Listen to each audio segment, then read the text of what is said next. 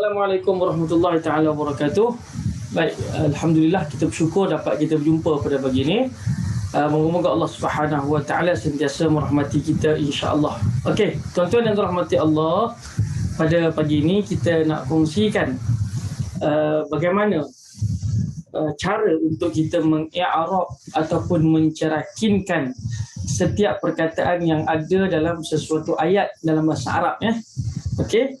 Jadi untuk kita mencerakinkan ataupun untuk kita mengi'rab, dalam sebahagiannya ada yang menyebutkan cara nak menganalisa perkataan dalam sesuatu ayat bahasa Arab. Okey. Kita akan kongsikan kepada tuan-tuan bagaimana kita nak cerakinkan perkataan-perkataan ini. Mungkin kita ambil satu saja perkataan untuk kita cerakinkan ataupun untuk kita i'rabkan sebentar lagi. Saya dah tuliskan kepada tuan-tuan, qara'a Muhammadun al-Qur'ana, telah membaca oleh Muhammad itu akan Al-Quran.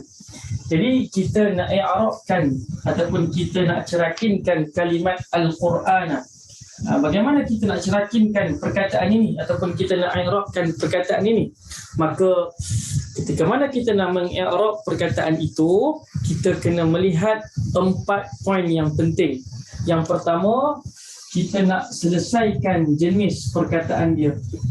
Kita nak selesaikan ataupun kita nak cerakinkan jenis perkataan ini. Okay. Yang keduanya, apa yang perlu kita buat ialah kita nak tahu kedudukan perkataan. Kedudukan perkataan. Yang ketiga, kita nak tahu keadaan, keadaan perkataan.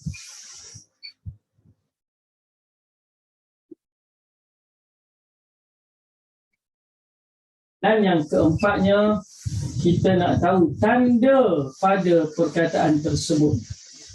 Tanda yang ada pada perkataan tersebut.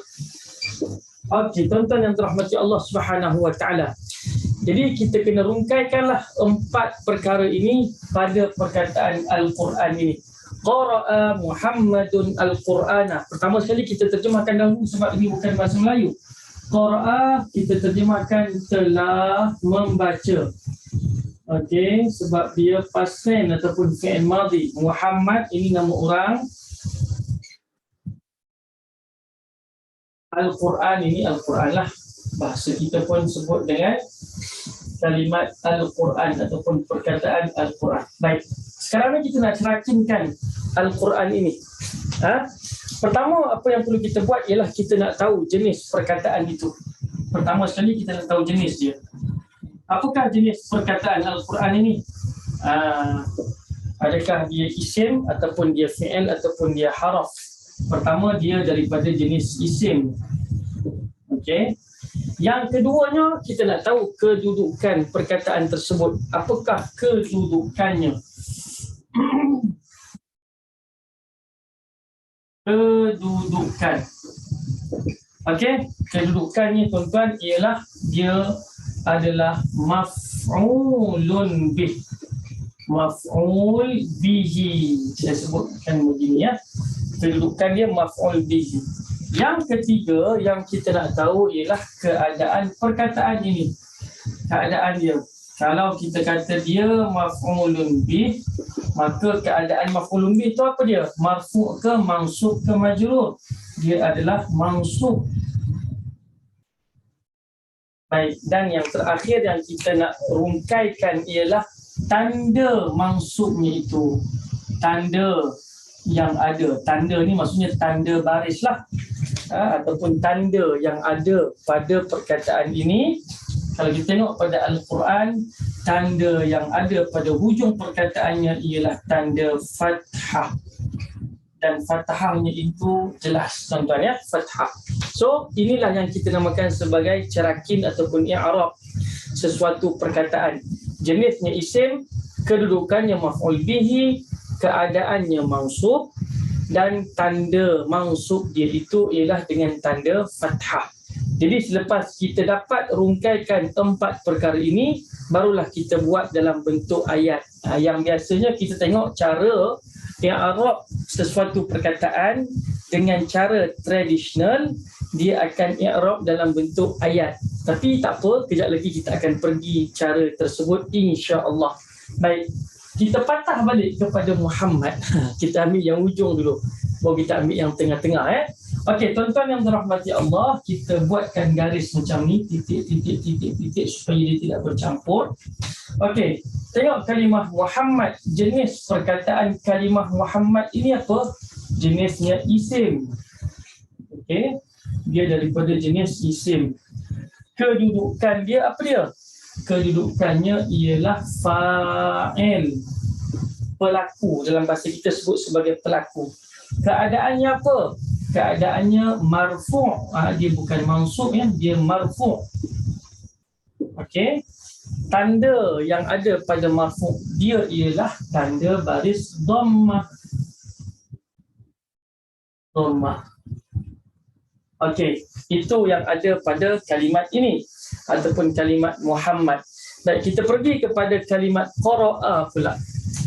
Okey, kita ambil daripada kiri tuan-tuan. Dahsyat betul ni. Okey, qara'a. Kita nak kategorikan dia dulu. Dia jenis mana ni? Dia jenis fi'il. Perbuatan fi'il. Biasa kalau di Eja Rumi macam ni lah kebiasaannya. Tapi bukan muktamadnya tuan-tuan kebiasaannya sahaja. Baik, kedudukannya apa? Kedudukannya fi'il lah tuan-tuan Dia kita gariskan seperti ini sahajalah. Okey, kosong sebab dia fi'il. Kemudian keadaan dia apa dia? Kalau Al-Quran dia mansub, kalau Muhammad dia marfu', kalau fi'il, okey, saya lupa nak sebut pada tuan-tuan, ini fi'ilnya adalah fi'il madhi. Minta maaf, tertinggal satu poin kat sini Dia bukan fi'il mudhari', dia bukan fi'il amar, dia fi'il madhi. Baik, kalau fi'il madhi, keadaan fi'il madhi itu apa? Mansub ke, marfu' ke, majrur. Untuk fi'il madhi dia mabni. Fi'il madhi itu sentiasa mabni tuan-tuan mabni. Baik, tanda mabni dia itu apa dia? Tanda mabni dia itu ialah fathah pada hujung perkataan.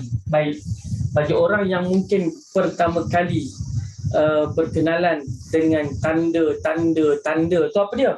Iaitu kita ambil pada hujung perkataan ataupun baris pada hujung perkataan. Kalau qara'a, baris hujung perkataannya fathah, maka kita tandakan fathah.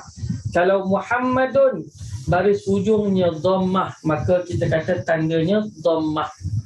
Kalau Al-Qur'ana, baris hujung perkataannya fathah, maka kita kata tandanya ialah fathah. Jadi dia tidak memperkirakan huruf-huruf yang di tengah ataupun yang di awal. Dia ambil huruf yang paling hujung. Apakah tanda baris yang berada di hujung perkataan.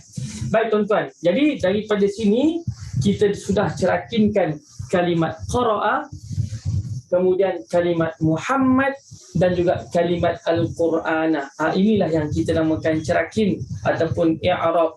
Cuma cara kebiasaan yang kita belajar di sekolah-sekolah dahulu ataupun cara ulama-ulama dahulu mencerakinkan ataupun mengi'rab perkataan di dalam sesuatu ayat, mereka akan i'rab dalam bentuk ayat, bukan dalam bentuk pecahan-pecahan macam ni. Okey, kalau kita nak buat cara pecahan macam ni pun boleh. Tapi kebiasaannya yang saya sebut, dia gunakan cara ayat-ayat yang tradisional. Okey, tuan-tuan yang dirahmati Allah Subhanahu wa taala, kalau kita nak i'rab mengikut cara ayat orang dahulu, maka kita akan i'rab dengan cara yang bagaimana? Baik, kita kata fi'il madhi. Saya sebutkan sahaja fi'il madhi. Qara'a ini adalah fi'lun madhi. Fi'il madhi mabniyun 'alal fathi. Dia berbaris fathah kerana dia mabni, ataupun dia mabni dengan tanda baris fathah. Muhammadun ialah fa'il.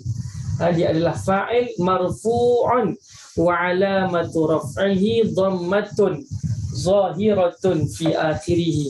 tanda rafa' dia adalah dhammah yang zahir di hujung perkataan ini.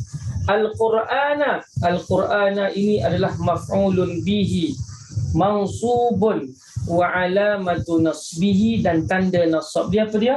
Fathatun zahiratun, yang nampak fi akhirih, di hujungnya. Jadi itulah cara bagaimana kita nak mengi'rab sesuatu ayat ataupun sesuatu perkataan yang terkandung dalam ayat-ayat dalam bahasa Arab. Wallahu subhanahu wa ta'ala a'lam. Moga-moga dengan perkongsian ringkas ini, tuan-tuan, sama-sama kita dapat manfaatnya. Jangan lupa komen, like dan juga subscribe. Wallahu a'lamu bis-shawab. Assalamualaikum warahmatullahi wabarakatuh.